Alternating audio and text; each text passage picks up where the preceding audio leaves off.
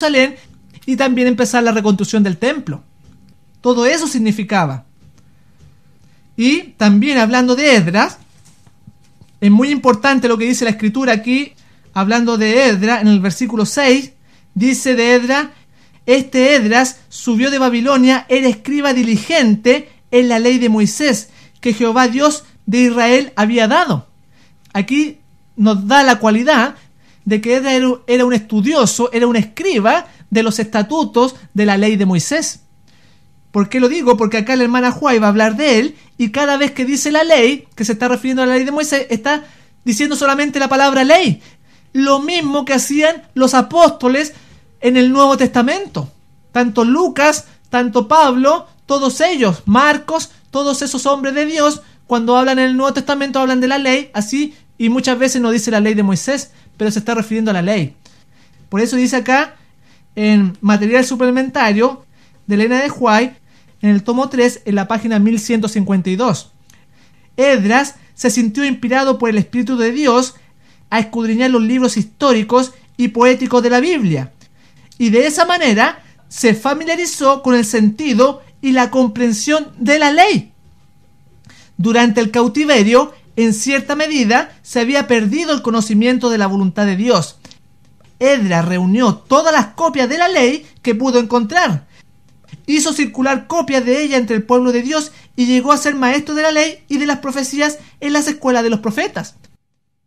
Y en ningún momento dice acá que era la ley de Moisés, pero sabemos que él era escriba de la ley de Moisés, porque así era tan general como ellos hablaban, era tan común que solamente se referían a la ley de Moisés como una ley. Y vamos a seguir estudiando entonces esta ley de Moisés, estos mandamientos, y habíamos llegado hasta el año 456. Ahora, si usted le resta 49 en 49, vamos a seguir avanzando. A 456 le resta 49, llega al año jubileo 407. Después le siguió el 358, 309, 260, 211, 162, 113, 64, 15 y 34. Pero este ya es después de Cristo. ¿Qué pasó en ese año 34 que fue jubileo? Es muy importante porque el año sabático anterior empezaba el 33 en octubre al 34 en octubre, y desde ahí, desde el 34 en octubre al 35 en octubre, era el año jubileo. Como habíamos dicho, el año 34 fue la muerte de Esteban. Termina la profecía de las 70 semanas y empieza el año de la alegría, empieza el año del gozo. La razón es muy clara. Dios había levantado al pueblo de Israel con un objetivo, que fuese un reino de sacerdotes. Pero el pueblo judío no cumplió su misión. Fue desechado el año 34 con la muerte de Esteban. Pero la puerta que se les cerró a ellos se le abrió a los gentiles. Los apóstoles empezaron a llevar el evangelio de la salvación a todo el mundo, a muchas personas, y se había cumplido el propósito de Dios, había gozo y alegría, porque el propósito de Dios estaba ahora cumpliendo, y por eso fue un año de alegría. Las nuevas de salvación fueron dadas a los paganos, con los apóstoles, con las persecuciones, con la subida a distintas localidades. Y se levanta también el apóstol Pablo, que trabajó bastante en esas zonas de Asia y llegó hasta Roma, hasta el corazón del Imperio Romano, y también le siguió Pedro. Así que el evangelio fue dado al mundo como era el propósito de Dios.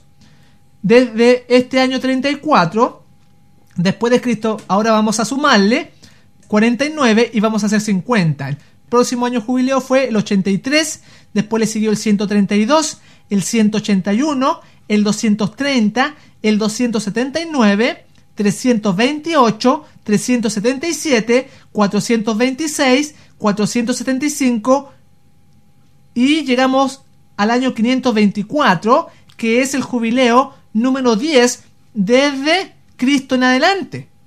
Vamos a seguir sumando de 49 a este año 524, le sumamos 49 y hacemos los 50.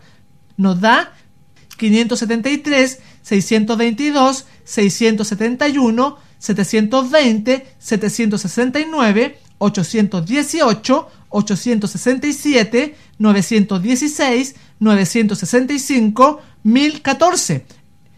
En el año 1014 fue el jubileo número 20 de nuestra era, de nuestro tiempo.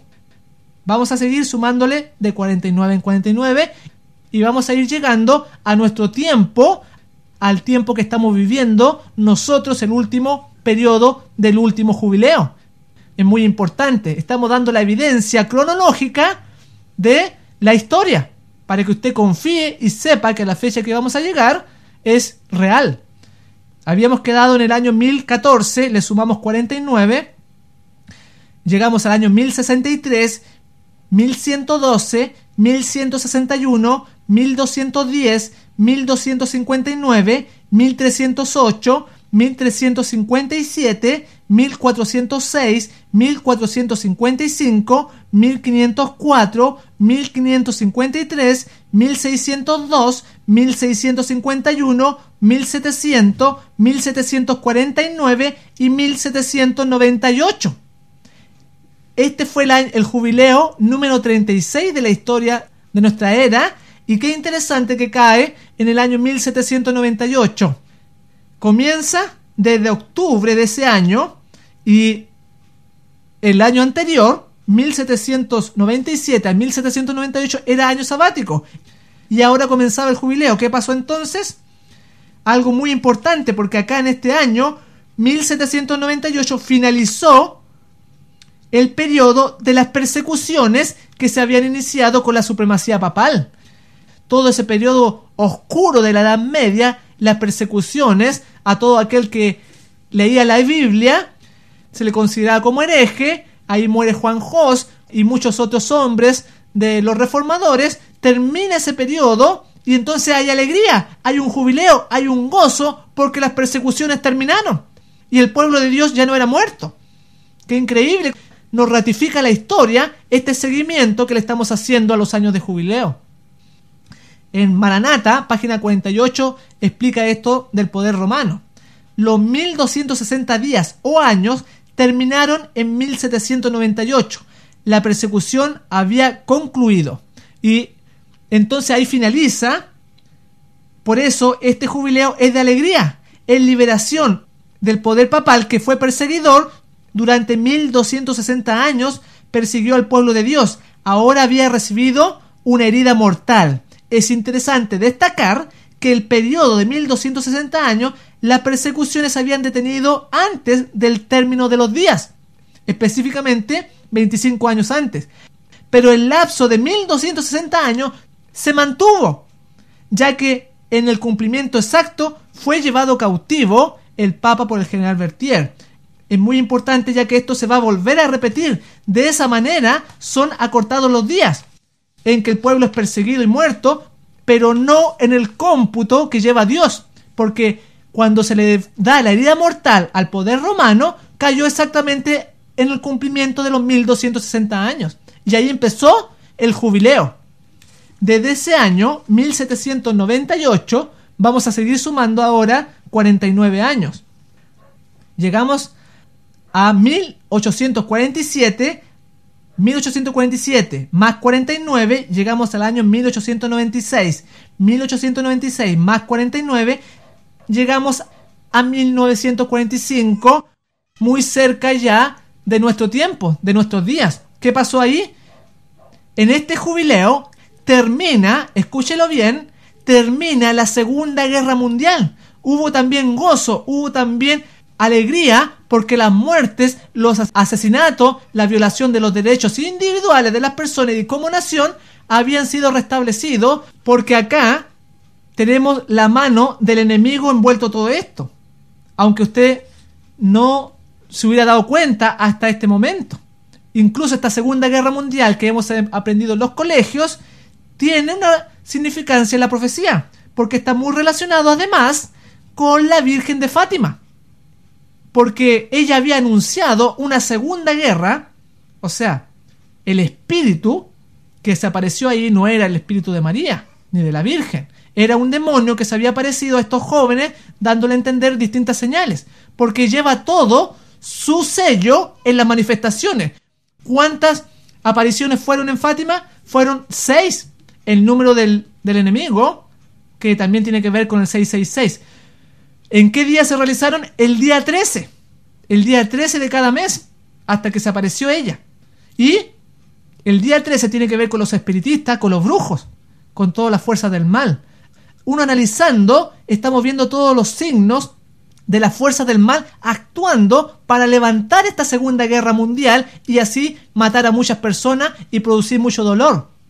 También cuando se empieza esta Segunda Guerra Mundial, cuando los ejércitos nazis van a invadir a Polonia, lo hacen en un día domingo. Tiene todas las señales, todas las características, porque el domingo es el día falso del diablo, de la bestia también, del poder romano. Y esta guerra mundial, esta Segunda Guerra Mundial, comienza el 1 de septiembre del año 1939. ¿Cuánto duró esta guerra? Exactamente 6 años y un día. Porque termina ella, esta Segunda Guerra Mundial, con la capitulación de Japón el 2 de septiembre del año 1945. Muy cerquita de la fiesta solemne de Jehová. Porque el diablo está haciendo una sustitución de lo verdadero con lo falso. Y está usando también las fiestas de Jehová para engañar a las personas. Por eso no es de extrañarse que el Papa Juan Pablo II, en el año 1998, en una fiesta solemne de Jehová del Pentecostés, llama al mundo a guardar el día domingo, el falso día de reposo. Porque acá se está haciendo una sustitución en todos estos eventos. Qué increíble que ahora estamos viendo la Segunda Guerra Mundial. Y terminó entonces ella el 2 de septiembre del año 1945 y empieza el jubileo. En octubre, exactamente. Porque cayó jubileo ese año en 1945, porque no ocurre nada al azar, amigo que me escucha. Estamos viendo el desarrollo del conflicto final entre el bien y el mal. Desde 1945 le vamos a sumar 49 y hacemos 50 y llegamos al año 1994, al mes de octubre, y el año 1995, el mes de octubre, es el último jubileo. Ese fue el último jubileo de este planeta. Y el siguiente le vamos a sumar a este año 1994, 49 años más, y vamos a llegar, escúchelo bien, al año 2043 y 2044. Desde octubre hasta octubre es el próximo jubileo que va a tener este mundo, esta Tierra, este planeta.